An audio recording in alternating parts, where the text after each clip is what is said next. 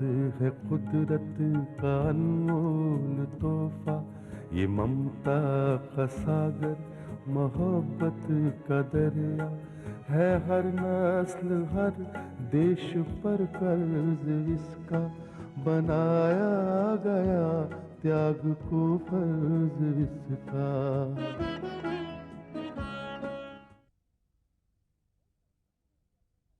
विनोद ठाकुर परेशान है उसके अपने कर्मों से। एक तरफ तो वो प्रगति को खत्म करना चाहता है और दूसरी तरफ अपनी बीवी से छुटकारा, और तीसरी तरफ वो तुझसे शादी करके तुझे ठाकुर खानदान की बहू बनाना चाहता है। बेशक शादी से पहले हमारे पास इतनी दौलत तो नहीं है, मगर इसके आसपास तो होना बहुत जरूरी है। लेकिन अंकल वो खानदानी रईस है, हम उसके आसपास कैसे पहुंच सकते हैं? अरे बेटे, ये सब विनोद ठाकुर को ही करना पड़ेगा। जिस घर में वो डोली लेकर आएगा ना, वो घर उसकी सेक्रेटरी मनाली का घर नहीं होगा। तो फिर वो घर होगा बेटे उसकी मंगेतर मनाली का। नया घर होगा, नए नए डेकोरेशंस होंगे और होंगी उसमें जिंदगी की तमाम सहूलियतें। मगर बेटे, इसके लिए बैंक बैलेंस होना बहुत जरूरी है। दिल तो उसने दिया है तुम्हें, जाहिर है दौलत भी उसे देनी ही पड़ेगी। अंकल ये सब करने के लिए तो वो तैयार है, तो क्या मैं उसके साथ 7 फेरे ले लूं? अरे नहीं बेटे, 7 फेरे लेने के लिए कौन उल्लू का पट्टा कह रहा है। पहले अपनी मोहब्बत को परवान तो चढ़ने दो। हर कदम पर उसकी मोहब्बत का इम्तिहान लो। अब भी उसकी मोहब्बत पाक है या अब भी उसकी मोहब्बत में हवस है। बेटी, तुम्हें अच्छी तरह से परखना पड़ेगा कि उसकी मोहब्बत हवस तो नहीं है, क्योंकि तुमसे भी पहले न जाने ये खेल उसने कितनी लड़कियों के साथ खेला, न जाने कितनी ही लड़कियों की जिंदगी उसने बर्बाद कर दी है। और दोष इसमें उन लड़कियों का भी नहीं था, क्योंकि वो उसकी मोहब्बत को समझ नहीं पाई। वो झूठा और फरेबी निकला था। यस अंकल, आप सही कह रहे हैं। मगर यहां मामला उल्टा है। तुम इसी तरह अपने झूठे प्यार का खेल खेलती रहो और उससे रोज नई नई फरमाइशें पूरी करवाती रहो और अपना बैंक बैलेंस बढ़ाती रहो। Yes uncle. लेकिन अंकल ये चलेगा कब तक? जाहिर है जब तक वो तुम्हारी फरमाइशें पूरी करता रहेगा तब तक। और जब फेरे लेने का वक्त आएगा, उस वक्त इस शहर में 3 प्राणी नहीं रहेंगे, मैं, तुम और तुम्हारी आंटी। अंकल, हाँ बेटे, ये तो बड़ी खुशी का मौका है, आज जश्न हो जाए। है ना? तो बताओ आज खाने में क्या क्या बनाओ? अरे आज घर में खाना कौन खाएगा? आज तो हम 5 स्टार होटल में जाके खाना खाएंगे। 5 स्टार होटल में खाना? हाँ, अब हमारी मनाली विनोद ठाकुर के सेक्रेटरी नहीं, बल्कि उसकी होने वाली बीवी है। बीवी।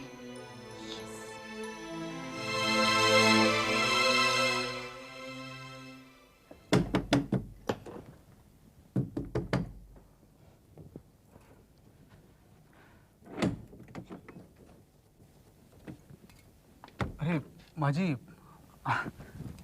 जीते रहो। अंदर आइए ना। करण, मेरे आने से तुम्हें कहीं कोई परेशानी तो नहीं हुई? नहीं नहीं माँ जी, ऐसी कोई बात नहीं। आप अंदर आइए। क्या बात है, घर में कोई है नहीं? माँ जी और बाबूजी तो बाहर गए, और मुन्ना? वो भी उन्हीं के साथ है। थोड़ी देर में वापस आते ही होंगे। आप बैठिए ना। करण, मैंने सुना है कि कुसुम अब बिल्कुल ठीक हो गई है, चलने फिरने लायक हो गई है, उसे अब व्हील चेयर की जरूरत नहीं। हाँ माँ जी, आपने बिल्कुल ठीक सुना है। और अच्छा हुआ कि आप खुद चलकर यहाँ पर चली आई। मुझे समझ में नहीं आ रहा था कि ये खुशखबरी मैं आप तक कैसे पहुँचाऊँ। करण, इस खुशखबरी के साथ एक बुरी खबर भी तो है। मैं कुछ समझा नहीं। करण, कुछ लोगों ने तुम्हें मारने की कोशिश की थी, लेकिन तुम बच गए और कुसुम की व्हीलचेयर चूर चूर हो गई। क्या तुम बता सकते हो वो कौन हो सकता है? माँ जी, वो शायद कोई ड्राइवर नशे में चूर वो माँ जी। करण, मुझे लगता है तुम कुछ कहना चाह रहे हो मगर कह नहीं पा रहे हो, कुछ छुपाने की कोशिश कर रहे हो, लेकिन मैं जानती हूँ कि ये काम किसका हो सकता है। किसका माँ जी? मेरे बेटे विनोद ठाकुर का। अब नहीं माँ जी। नहीं करण, ये खबर सुनने से पहले ही मैं कुसुम को हवेली वापस लाना चाहती थी, एक बहू की हैसियत से, मगर अब तो कुछ कहने में भी डर लगता है।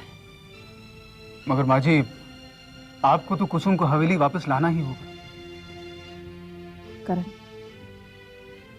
जब वो इस हवेली से मैके गई थी तो इस हवेली की बहू थी और विनोद ठाकुर के होने वाले बच्चे की मां थी, लेकिन जो हादसा उसके साथ हुआ,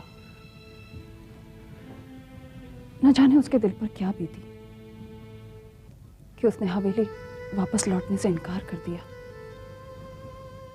और इसी दौरान तुमने जो उसके जख्मों पर मरहम लगाई, जो अपनापन दिया, उसकी वो कर्जदार है और वो कर्ज उसे चुकाना पड़ेगा करण।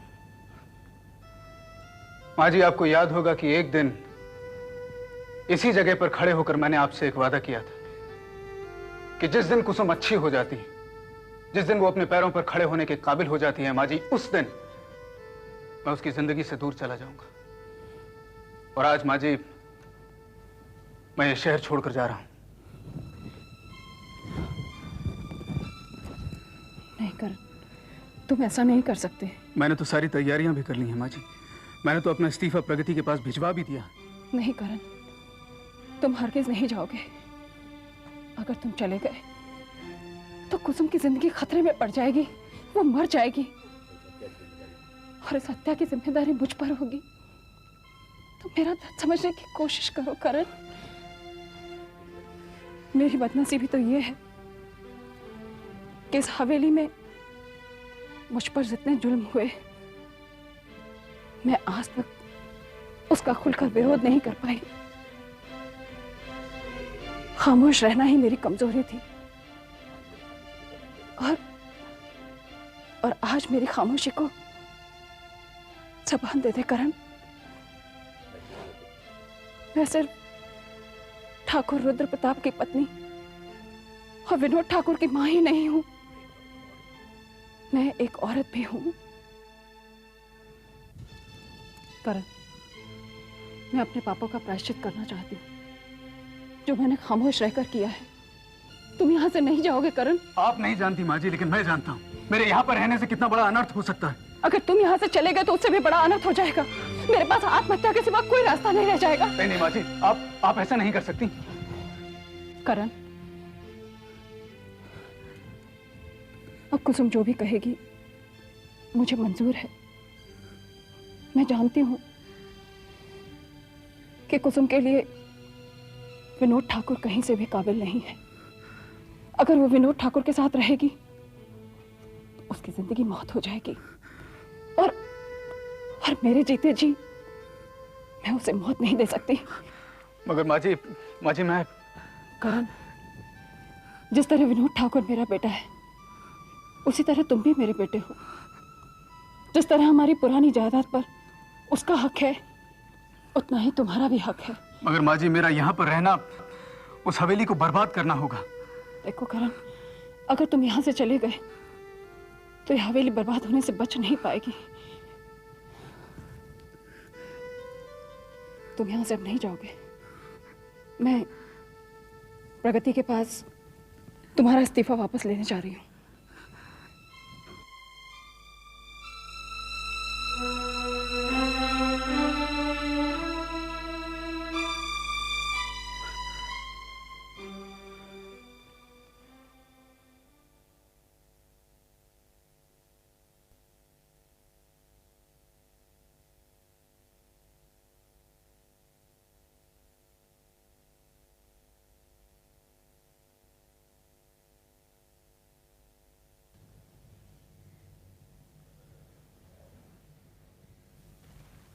क्या बात है प्रगति?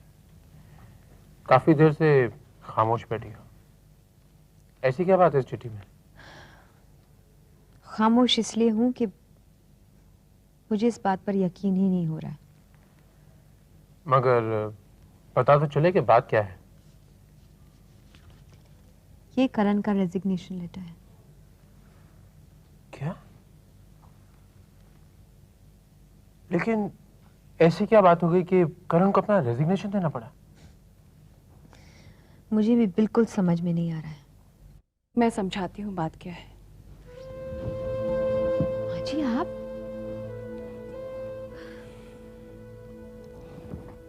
जीती रहो, खुश रहो। करण ने जो त्यागपत्र दिया है उसकी वजह मैं हूं। आप? हाँ प्रगति, और मैं वही त्यागपत्र वापस लेने आई हूँ। लेकिन ये क्या कह रही हैं आप? मैंने तो सोचा था ये करण का कोई मजाक था। नहीं, ये उसका मजाक नहीं, ये तो कुदरत का बेरहम मजाक था। प्रगति, कुसुम के साथ जब ये हादसा हुआ तो कोई नहीं कह सकता था कि वो एक दिन अच्छी हो जाएगी और इस तरह चलने फिरने लगेगी, लेकिन ये करण था। डॉक्टरों की हार के बावजूद भी उसने कुसुम को अपने तरीके से इलाज किया और उसे बहुत बड़ी कामयाबी भी मिली।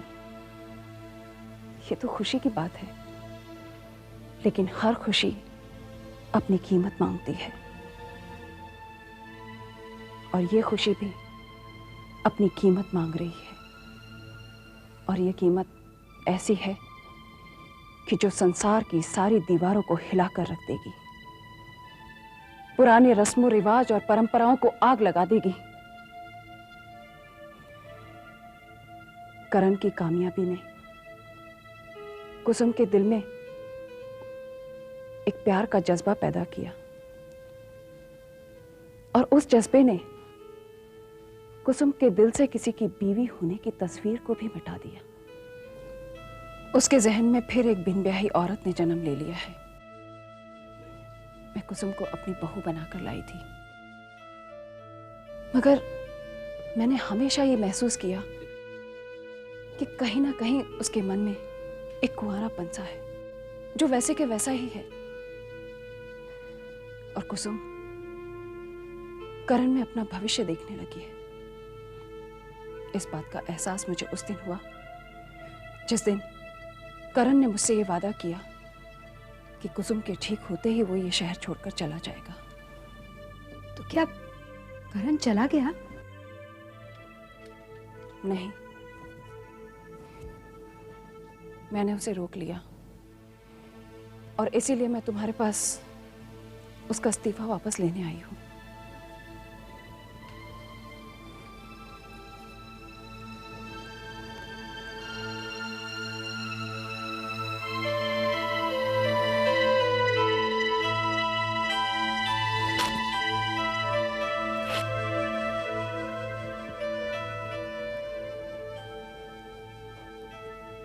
प्रगति,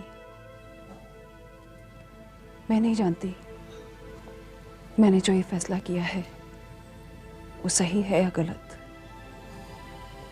मैं इतना जानती हूं, आज के बाद मेरी पहचान एक माँ और पत्नी की तरह नहीं, एक औरत के रूप में होगी। उस हवेली में जो औरतों पर जुल्म हुए हैं उसके खिलाफ मैंने आज तक खुलकर अपनी जुबान नहीं खोली, और खामोश रहने का गुनाह ही मेरा गुनाह था। मगर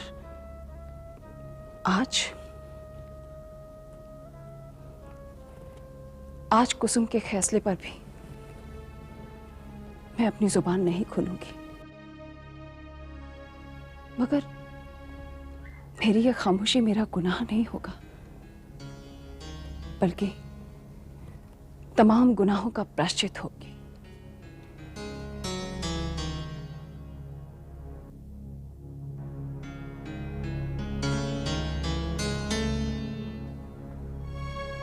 राजेश, जिस हवेली ने मुझसे मेरे अंदर की औरत छीनने की कोशिश की, उसी हवेली की इस औरत ने मुझे अपने हक के लिए लड़ने की प्रेरणा दी, औरतों के हक के लिए लड़ने की प्रेरणा दी। Honestly, she's a great woman.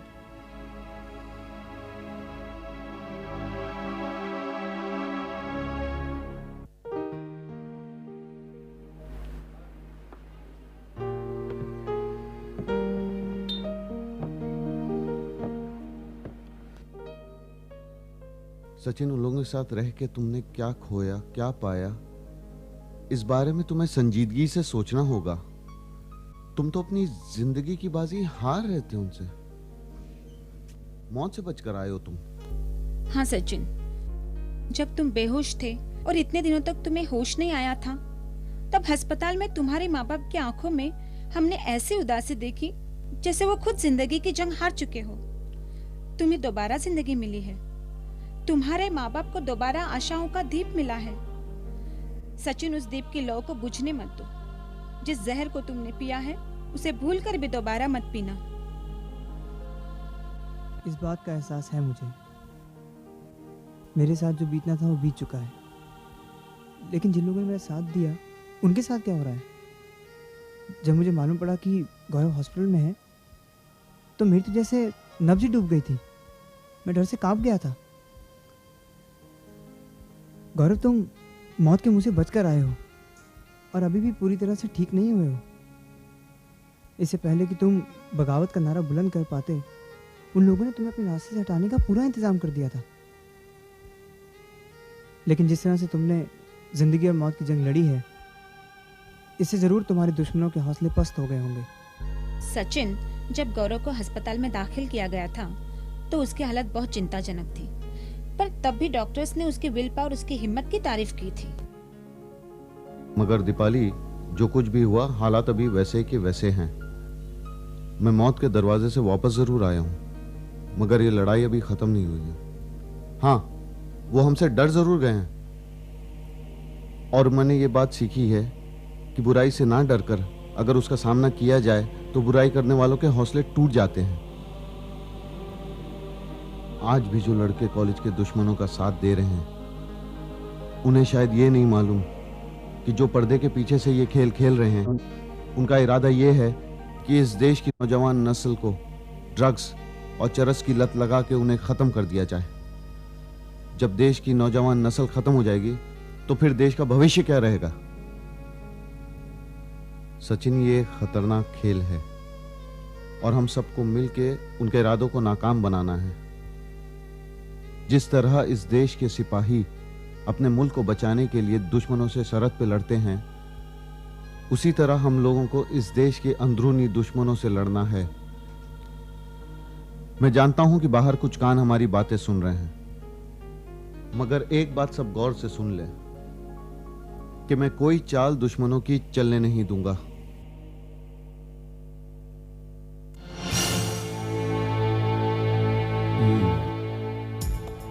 स्वामी, इसने तो खुल्लम खुल्ला हमारे खिलाफ जंग का ऐलान कर दिया। अरे, इस गौरव के बच्चे ने तो बॉल ही हमारे पाले में डाल दी। अब हम क्या करें गुरु स्वामी?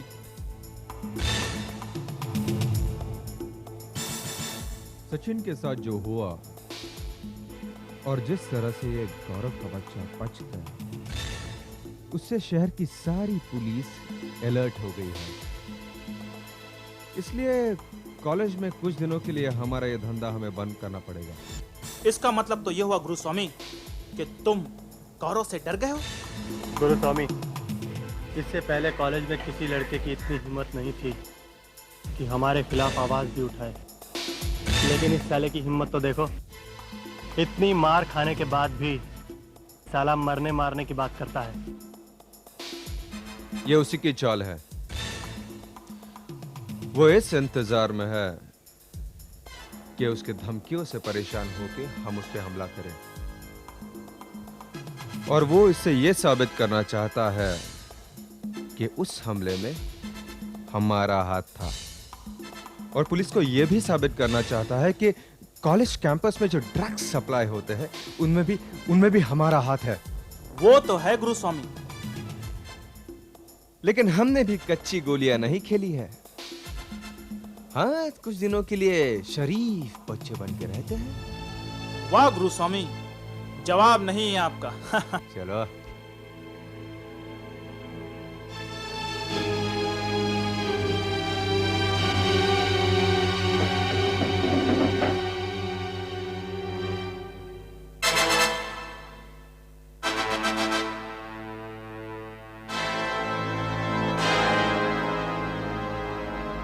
देखा गौरव, दुश्मन कैसे पीठ दिखाकर भाग गया। नहीं दीपाली, ये लोग हमें चकमा दे रहे हैं। इन लोगों ने हमारी सारी बातें सुन ली। लगता है अब इन लोग कोई नई चाल चलेंगे, मगर हम लोग भी चुप नहीं रहेंगे।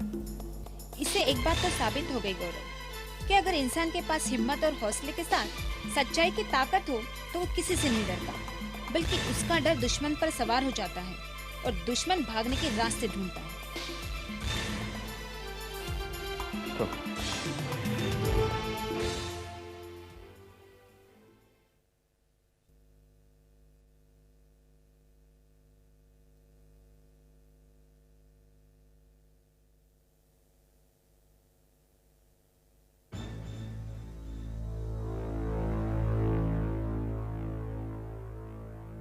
नमस्ते बाबूजी।